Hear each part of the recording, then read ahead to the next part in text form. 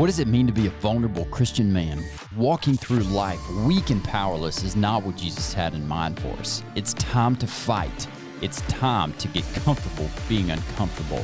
We are Obie, Sean, Brandon, and Shane, and this is The Uncomfortable Hello and Truth. welcome back to The Uncomfortable Truth. You will see some fresh faces over here. I am very fond of these two people right here. I am very, very fond. Chris and Julie Englert, hello. Hi. And welcome to the show. He's fond because we're former employees. That's not the only reason I'm fond of you guys. That's true. Chris will go down in my book as the greatest roof climber I've ever met in my life. Chris was that is actually true because he's told me that at least half a dozen times. Yeah, I brag over on the last 3-ish years. If you just randomly get like goosebumps, like you feel really good about yourself occasionally, Chris, it's because I'm talking really good about you. Yeah, I do get those. Okay, that's it. I was wondering where they're coming from. That's it. Now you know. Anytime Chris's name is mentioned, if your Greatest name is roof mentioned, climber. Shane says, "You got to see that guy on a roof. Man, there's roofs that You should see him on a roof." I'm just glad he I've been on quit your when he roof, was Owen. ahead. Yeah. man. I'm glad we didn't stay in that long enough to find out that he wasn't the greatest roof climber. Whoa, yeah, that wouldn't be a Yeah. good feeling. There's roofs that monkeys couldn't climb that Chris could climb. Just incredible. That is not the only great thing about you. So we're gonna get into more of what makes Chris great, what makes Julie great. Oh, this is gonna be so much fun. This is going to be so, we're already having a good time. So we always do an uncomfortable intro for every show. Something that it's usually me telling some stupid story or some dumb thing that I've done in my life. But today, you're really into the creative. You're a creative person, Julie, right? Yes. And recently, you've kind of explored that creativity through songwriting. Mm-hmm. I'm going to ask you to a cappella sing one verse or a part of a chorus of a song that is really close to your heart. Okay. Because I know that makes you a little bit uncomfortable. It does, and you didn't even let me warm up. How do you normally warm up? Maybe we should I warm up. sing something. So okay. So You know, your warm up is going to be Your song. this song. is the warm up. Yep. Okay, No warm up. Chris, what should I sing? Hey, can Chris be the... No, that's not where his skills are. We're making what it do real you- uncomfortable, aren't we? What should we sing? Should we sing together? Oh, yes, Let's sing please. together. Sure. Okay, what's the song that we do really good?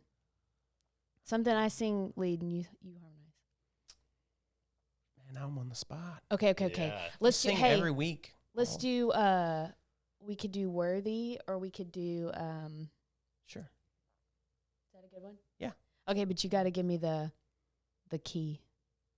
That's what Okay. he's here for. Okay. Yeah. All right, Mr. Key. Mr. Key. Should I sing the key?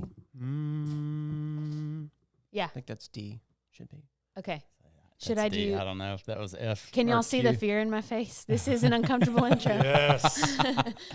excited. Oh, worthy is your name, Jesus. You deserve the praise. Worthy is your name. Worthy is your name, Jesus. You deserve the praise. Worthy is your name. Wow. Oh, my gosh. Cancel the show. Yep. We're not talking about your Turn lives the anymore. camera off. No, We we're want- leaving it on, and we're Or- just having a concert.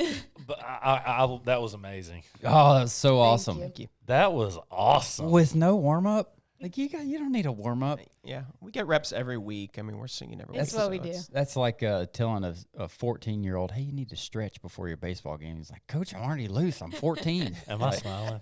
Yeah. I can't stop smiling. Dude, Aw. that was incredible. That was really great. I love it. Thanks. Now I'm shaking, so great start. Good. Way to go. That's the Uncomfortable. point. Be uncomfortable. Hey, we're going to open up in prayer. I'll open this up real quick, and then we'll kind of get into you guys, your story, where you're from, where your heart's at, all those great things. Great. Heavenly Father, Lord, we just thank you for this day. We thank you for allowing Chris and Julie to be here, God, and share part of their testimony, their story, to help make an impact for you and your kingdom. Lord, we pray that everything we do and say on this show and in life is honoring to you and leading others to you. We just lift up this time in your name. Amen. Amen. Man. So one of the main things that has impressed me so much I've known you guys for 6 years, 7 years, somewhere around there. Is that right? And one of the main things that impressed me, Chris, you work for us at one of our companies, and Chris is like one of the most diligent workers. So did I. Oh, Julie, sorry. You remember that? I do. I do. It was so fun. Julie has always been creative, and she helped us with, things in the office, creating content, helping with customers and stuff like that. But how you guys treat each other has always been very impressive to me. I'm sure you guys have your spats, right? Every married couple does. Oh yeah. And if you're out there and you don't have a spat, I think you need to evaluate yourself. Yeah. You might not even be married. You might not even. You might just Yeah. have a roommate. Yeah. If you are living with a roommate that You're has not a ring, disagreeing on something. man, yeah, you got to have some of those moments to go through them. But how you guys treat each other, like, it's always been very apparent to me by the love that you give to each other. The love is evident. You guys really treat each other very loving and respectfully at the same time, and work really well together.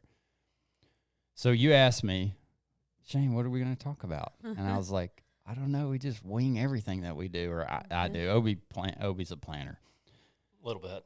I'm not as great off the cuff as you are. You're a good strategist. Yeah. Yes. I like to have somewhat of a vision, of a plan. Well, we usually take what you do. If we come in this room and we don't know what we're talking about, Obie's like, I got something, and then we all just play off of that. Right. Yeah. But you asked me, because Chris, you're good off the cuff. Chris needs to have a plan. I want to talk about 1 Corinthians 13, 4 through 7.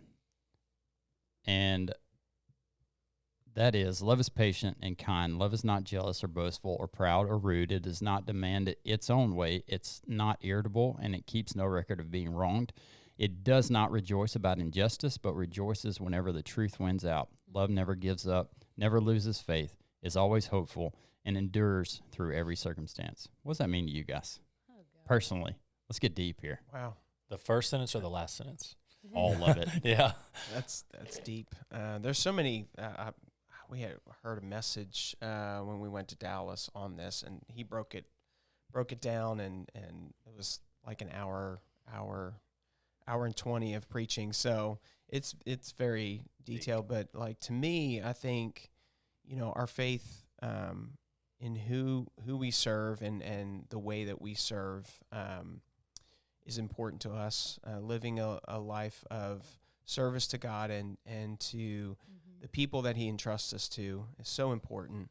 Loving those people and the give and take in our lives of, hey, I'm struggling right now, but we're going to have grace on each other. We're going to, I think the most important part of this is not keeping records of wrong. That's kind of one of those one of the scriptures in that chapter that really I feel like encapsulates us is we deal with disagreements. We look at things completely different sometimes. You and her specifically. Yes. Couldn't be more different. Yes. You guys are incredibly different. I didn't Yeah. even realize how different we were until these last couple years. We'll be married 14 years on Tuesday. Congratulations. Yep. Yeah. Awesome. But it's really been the last 2 years that I've really realized how much I didn't understand about. But anyways, keep going. Right. So, just saying about, I was talking about how we really don't keep records of wrongs. There are things where I'm like, I kind of feel like I'm holding on to that and I don't need to. But we really come back around to we serve our family, we serve the people that God has entrusted in us, and we come to an agreement again to just not hold on to things. And so I think we do that. Would you agree, Julie? Yes, but it's not a natural act. For you or for him or both? I can't. Is that me? That's me. I can't speak for Chris, but for myself, I know that not keeping a record of wrong comes in two ways, and there's healthy things that you've got to think about.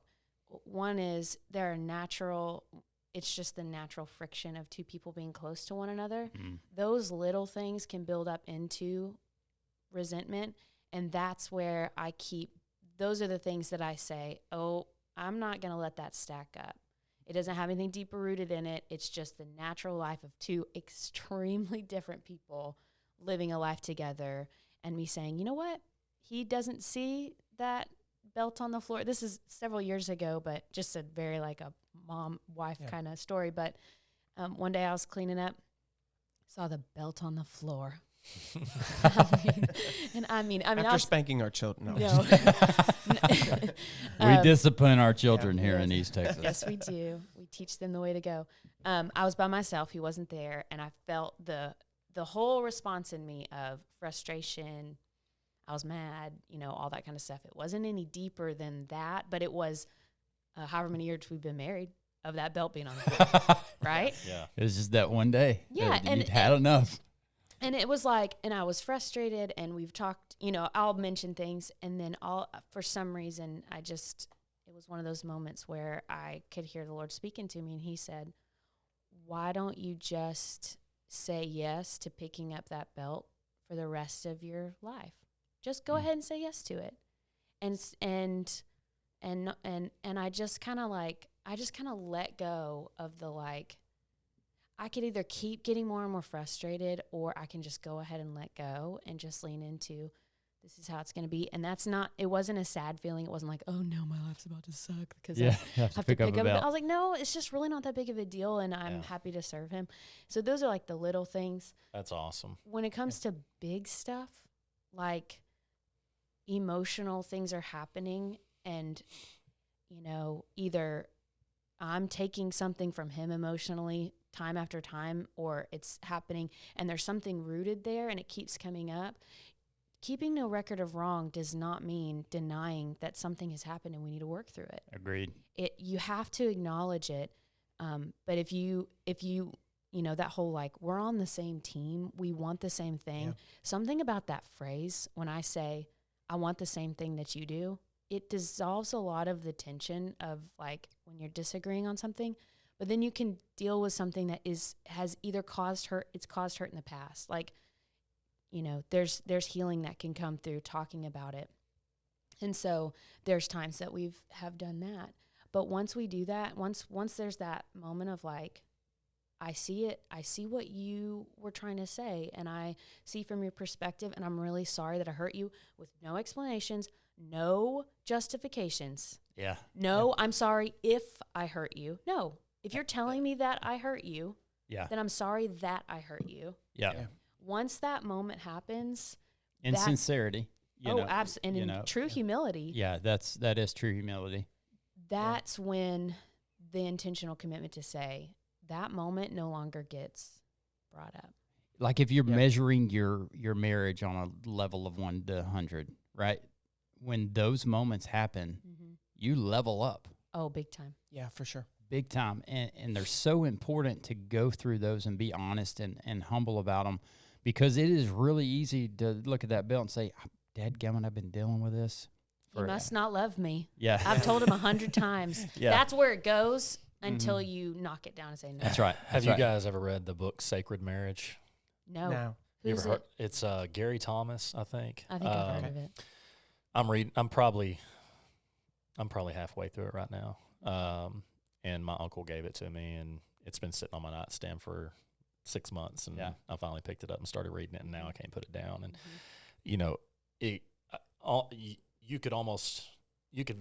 y'all very easily paraphrased portions of the book, a part of the book that I've read, and it's it's about Christian marriage, and I feel like that, obviously God calls us to service, and that service looks so much different in our marriage. It looks different only because, like you said, we are so close all day, every day, and we have to learn how to best serve our spouse. And I feel like that your ability to take those, what you just said, kind of level ups, ultimately revolves around both of your desire to emulate Christ, Yeah. and his service to us and his grace to us. And that's what I'm hearing whenever I hear you guys talk is, I feel like that our listeners and everybody that is attempting marriage and, just in general, I feel like the world and our culture, they really, they focus on, well, you're perfect for me until you're not, I Right. found the perfect person, and Yeah. Mm-hmm. Which is never true. Yeah. it's just not. We're so imperfect. And you were like saying, well, I think that it's not natural, for me to think this way. No.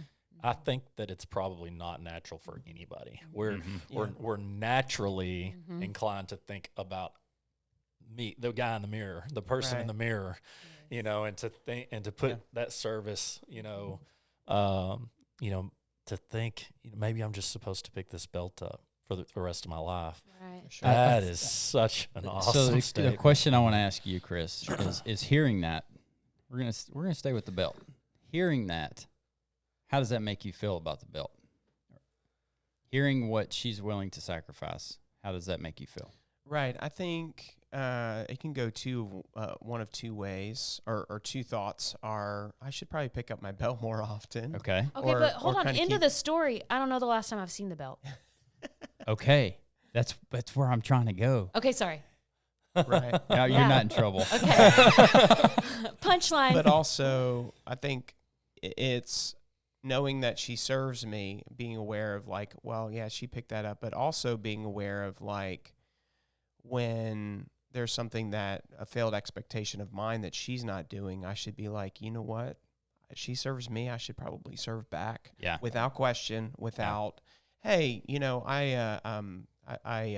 I cleaned the dishes last night because you left them. I did a good work. Yeah. I covered you. Yeah. I You need know, a- just like my wife but- asks me all the time, do you need a trophy if I do the dishes or something? Do you need a trophy? It's like, Yeah, yeah, maybe. got We're- yeah, it's like Yeah. yeah, We're all guilty of service for Sure. gain. Mhm. It's Yeah. like Yeah. it's service for gain, and it filters into our marriages too. It's like, did you see what I did today? Yeah. What'd you think about that? I don't normally do that. for Man, sure. go ahead. Well, we need to write this down. You need a segment for me to tell you all the sweet things that Chris does. But He's a sweet dude. He- That is not a joke. the thing is, you're right that some things don't come natural. But as I was hearing that list, I'm like, there are some things that Chris does without thinking about. And I'm sure on the list there are things that we do more. We have more gifting or Absolutely. tending towards like, oh, I really do understand that one. I think about it. I think, there are people that really are kind naturally, Yeah. He is like that. He's kind. He's also not irritable. That's the big thing. And that's a part of his temperament, personality. But when it comes to serving, it's like it's the cycle. It can either be the performance based or the I'm gonna get if I give cycle, or it's just reverse and it's like the upward. It's the upward spiral of y'all. He sets the coffee every single night. He used to bring me coffee every single morning until I asked him to stop doing it because I kept changing what I liked. Okay. So he would bring me coffee in the morning. He naturally serves. And so when it comes to action in that way, those little small things, I'm really the one that's a little more, so. Well, I don't know. She serves really well as well. Like mornings now, we're discovering that. This is the latest revelation. Okay. We're discovering in the mornings it's better for me to focus on getting myself ready, spending time with the Lord, than to try to focus on the kids because I'm like, get up out of bed now, go. Yeah. I'm so focused. How many times I got to tell you to Yeah. brush your teeth in the morning? Yeah. We do it every day. I'm so focused on it, but we're discovering that it's a lot easier for her to just be like patiently helping the kids get together.